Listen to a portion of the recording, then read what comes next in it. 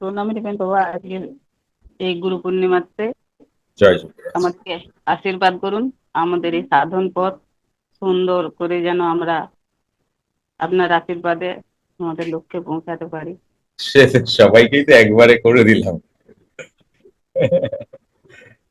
অবশ্যই কর্মপ্রধান তো এই পৃথিবীটা।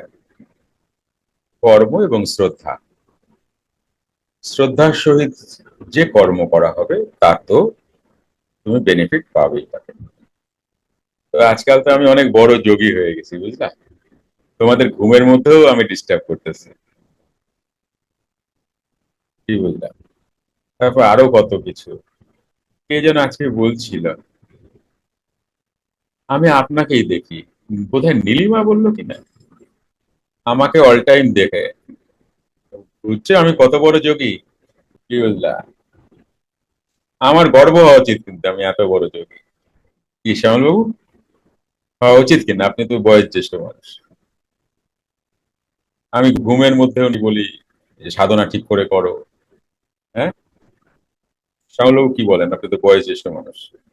আমরা তো অহংবোধ থাকবে না। আমি কি স্বপ্নারে দিয়ে দিছি নাকি অহংবোধ? স্বপ্ননাথ রে, স্বপ্ননাথ আলমারিতে রেখে দিছে তাহলে।